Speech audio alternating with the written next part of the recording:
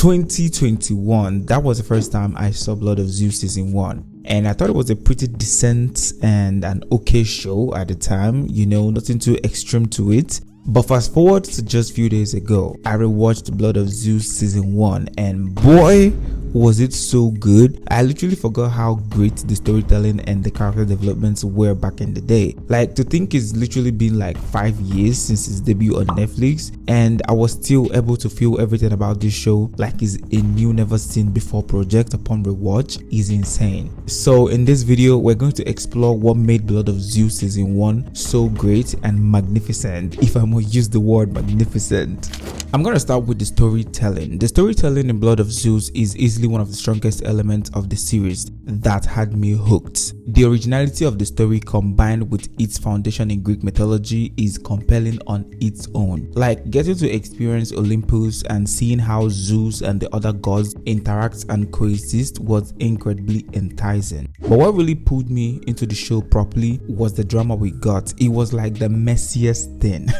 What I found both fascinating and kind of funny was how Zeus, despite being a terrible example of what a husband and father should be, because he was cheating on his wife Hera and literally lying to everyone around him, including his son, how he still somehow manages to earn the audience's sympathy is insane. Like, we know he's in the wrong and we still root for him. That's the brilliance of the storytelling choice in this show, because it plays with your moral compass. Zeus cheated on his wife Hera with Electra, the queen of Corinth. Electra happens to be in a toxic arranged marriage situation where her husband King Periander doesn't value her, and he literally only comes to her solely for sex. Zeus, being a god, saw her suffering and pitied her. He decided to comfort her and make her feel love. He would come to her in form of her husband and spend quality time with her and show her love. This continued for a while until Electra grew suspicious,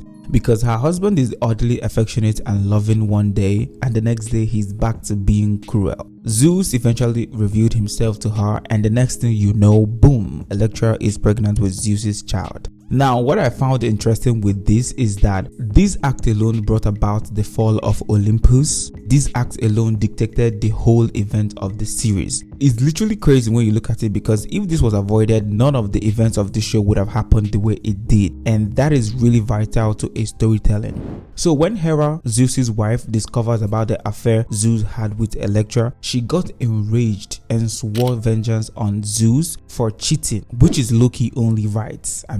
But what made the situation extreme was how far Hera was willing to go. Instead of channeling that anger into confronting Zeus directly, in a way that might still preserve some dignity or understanding, Hera spiraled out of control and waged war on Olympus, creating a division among the gods. For me, it felt like she has been waiting for an excuse to bring Olympus down and take Zeus's throne for herself. So this was her perfect opportunity. She grabbed it and went off the deep end, plotting against the gods and even going as far as having Electra killed.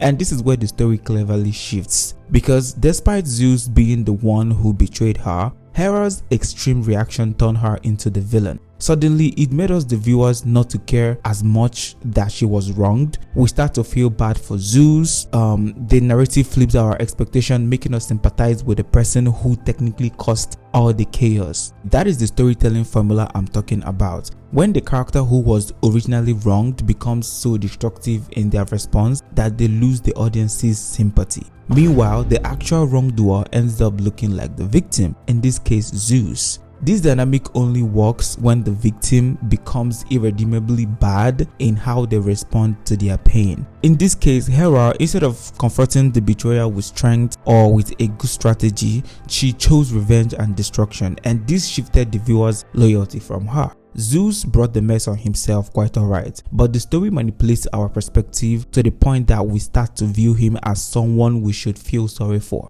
That is what makes Blood of Zeus so engaging. It constantly challenges your sense of right and wrong, having you confused on who you actually want to be on their side.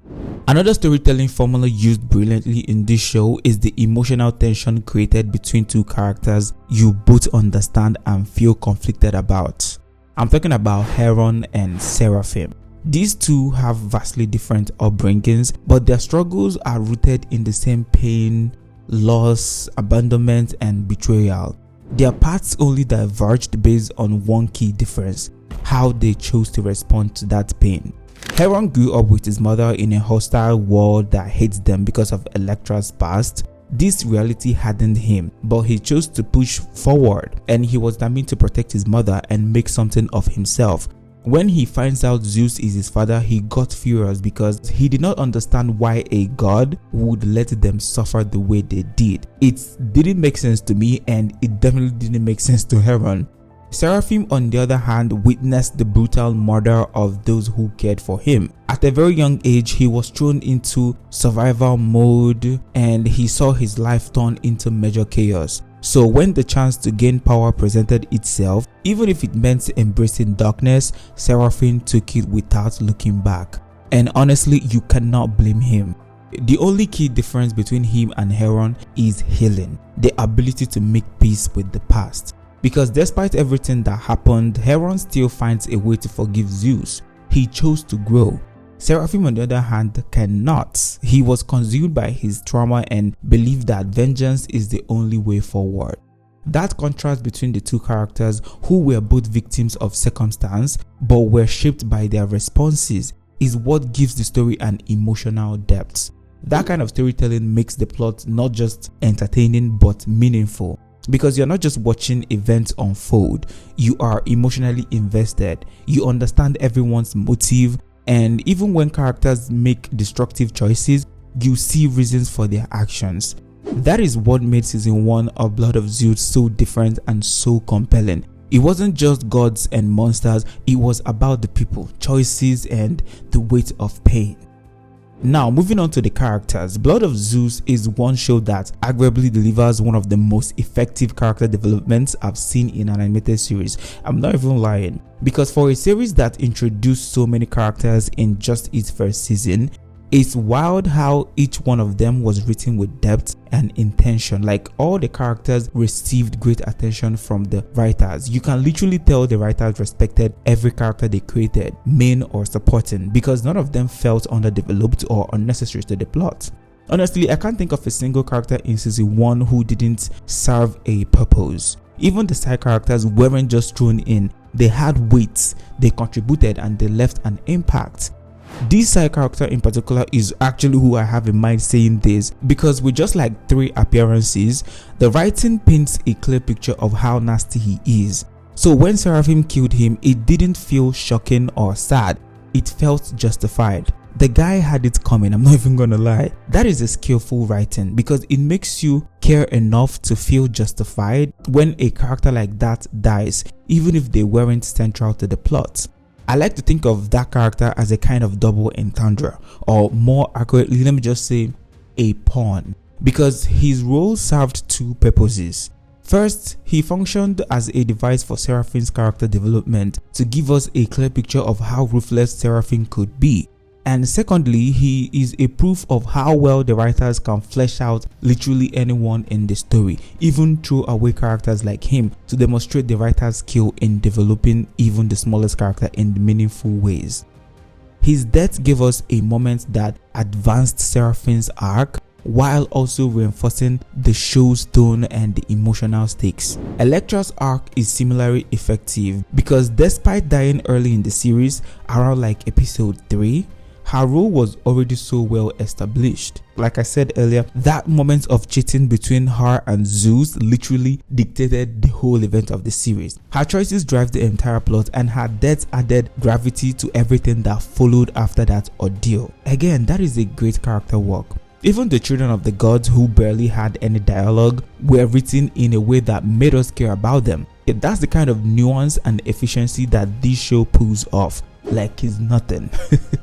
Now let's move on to these 2 characters, Kofi and Evios. These 2 stood out to me with how well they were developed despite limited screen time. They were introduced as thieves, and the show never dived into their full backstory or give us long flashbacks about them or anything about their past. But yet, through their dialogue and involvement in the main plot, The writers give us enough to understand who they are. The reveal that they were meant to meet up with the demons Alexia was chasing in the first episode was such a genius move because it tied everything together in a neat loop, and it also showed us how deep they were in the criminal world. That is one detail that enriched both of their characters and the overall story. It was one of those aha moments that makes you realize how intentional the writing is. Do you remember the demons Alexia was chasing? They were there to meet up with us. And the fact that they ended up teaming up with Heron on his quest made it all the more satisfying. It showed their growth and redemption and how even flawed characters like them could rise to the occasion. Great character work, guys. As for Alexia, her development was another standout. Initially, with just looking at her, you already know the type of character she is, a standard warrior archetype. But instead of relying on cliches, the writers used one subtle emotional moment to expand her character in a really meaningful way. During the scene in episode 7 of this show, when she walked through the mist in the field of the dead and sees her parents, even though the details of what happened to her parents are unclear, that scene alone gives us insight into what drives her. You begin to understand why she carries herself the way she does. It hints that she may be trying to redeem a past failure or loss. That scene alone really developed her character before our eyes and made us kind of like understand her so much and the reason why she is the way she is, if that makes sense. And what I liked about this field of the dead scene was that it didn't just give us a moment to connect to just Alexia. All the characters involved had great character moments with their different unique experiences they had in the field of the dead. That was really I feel like I'm going to call that a cheat because it was a moment of like using one stone to kill multiple birds. It was really well thought out.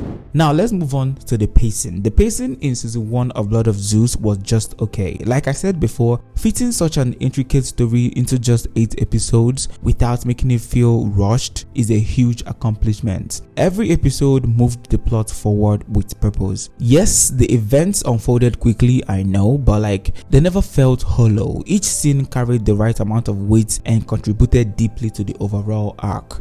For the world building, it was beautifully done. Like from Mount Olympus to the battlefield, the setting felt vivid and true to the mythological lore. The design of the giants in particular are wild and creative. Like I loved them so much. One of the giants literally has wings made of snakes and the big gigantic horns. The attention to detail overall is just out of this world, especially in the character designs and the creature designs. It was a clear evidence that the animators and the creators had fun bringing this to the universe. Overall, I thought season 1 of Blood of Zeus was great. The storytelling and the character developments were the real standouts, and in my opinion, that is what makes a show truly great. Heron's rise to becoming the hero he was meant to be was satisfying to watch. It didn't feel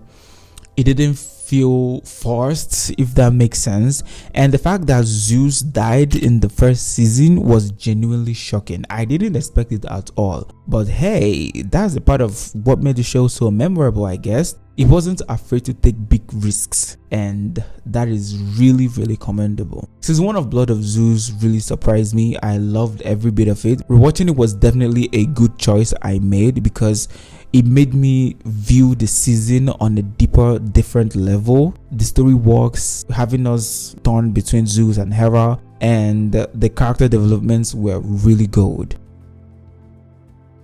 If you made it to this level of the video, you are the real MVP. I really appreciate you watching my videos. Please like the video and subscribe to the channel for more videos like this. What do you think of Blood of Zeus season 1? Do you think is gold, like I just said? Do you agree with my points?